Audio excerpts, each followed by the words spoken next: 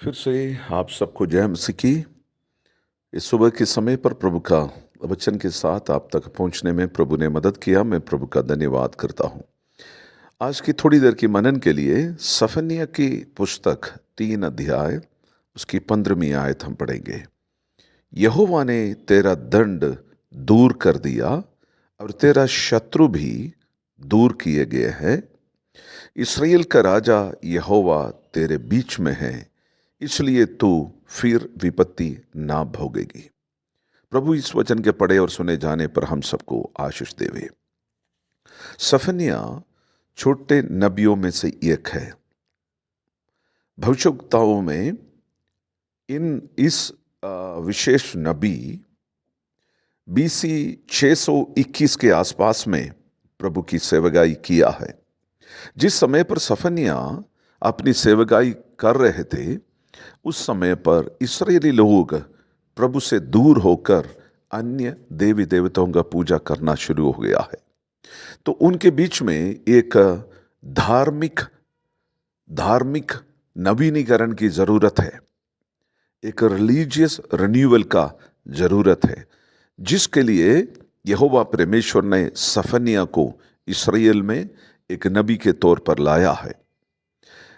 यहां पर 3 अध्याय उसके 15वीं आयत में जब इस भाग को पढ़ते हैं, ये भाग जो है एक आनंद का गीत गाते हुए एक भाग है। ये दंड में से कैसे आनंद का गीत आया है, इसका कारण है यहोवा परमेश्वर का वचन को सुनकर इस्राएली लोगों ने अपनी पापों से माफी मांग लिया है, पश्चाताप कर दिया है। प्रभु के आगे जब गलती मानकर पश्चाताप करके माफी मांगते हैं, हमारे परमेश्वर तरस खाने वाला प्रभु है।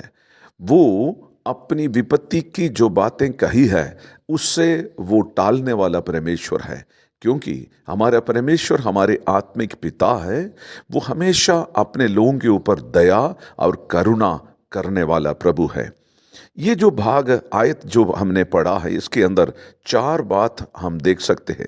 नंबर 1, यहोवा ने तेरे दंड को दूर कर दिया है, क्योंकि इस्राएली लोग सच्चा परमेश्वर को छोड़कर अन्य देवी देवताओं को पास पूजा पाठ करना शुरू किया है।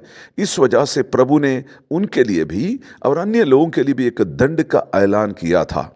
याद रखिए, प्रभु से जब आप दूर होंगे, प्रभु जरूर सजा देने वाला है, दंड देने वाले प्रभु है। दंड क्यों देता है? ताकि हम वापस उनके पास आ जाए। दूसरी बात यहां पर लिखा हुआ है, तेरे शत्रु भी दूर किए गए हैं। हालेलुया। आजकल इस दुनिया में रहते हुए कई प्रकार की दुश्मनों को हम देख सकते हैं।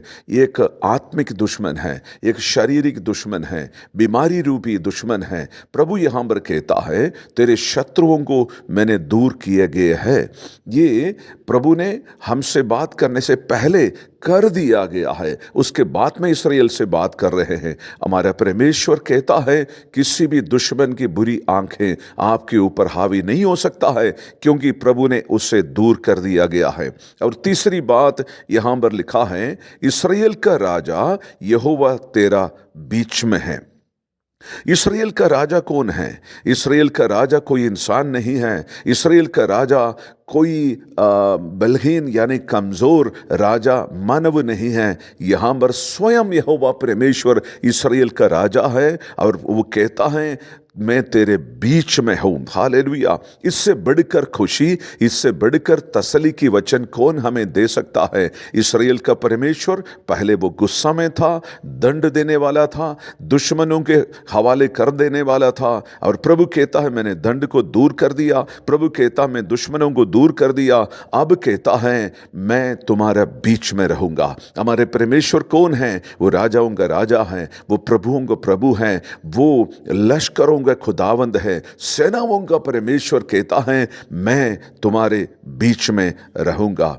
और आखिरी बात यहां पर वही कहता है, इसलिए तू फिर विपत्ति ना भोगेगा। हो सकता मेरे और आपके जीवन में आज की तारीख में कई प्रकार का विपत्ति का सामना आप करते होंगे, परेशानियों का सामना कर रहे होंगे, बीमारी के सामना आप कर रहे होंगे, लेकिन स्वर्ग का परमेश्वर की भविष्यवाणी को आप सुनिए। यदि हमारे परमेश्वर के सामने जाकर अपनी गलतियों को मान जाएगा, प्रभु दंड दूर करेगा, दुश्मनों को दूर करेगा, प्रभु हमारे बीच में रहेगा, राजाओं का राजा। फिर वो कहता है सारे विपत्ति को मैं दूर करूंगा, अभी तो उस विपत्ति को भोगने की जरूरत नहीं है। आज का वचन प्रभु का मेरे लिए और आपके लिए यह है, तसल्ली का वचन है, आनंद का वचन है। अगर आप दुखी हैं, निराश हैं, मायूसी में यदि आप जी रहे हैं, इस बात को आप सुनिए, स्वर्ग का परमेश्वर, राजाओं का राजा, प्रभुओं का प्रभु हमारे बीच में है, आपके बीच में है, आपके घर के अंदर है। सर्वशक्तिमान परमेश्वर, हम धन्यवाद करते हैं इस वचन के लिए, इस धन्य वचन के लिए। प्रभु जी, आपका वचन पाकर हम तसल्ली पाने के लिए मदद करें, हिम्मत और हियाव बांधने के लिए मदद करें। प्रभु जी, प्रार्थना सुनने के लिए धन्यवाद। मसीह यीशु के नाम से मांगते हैं, आमीन। God bless you all.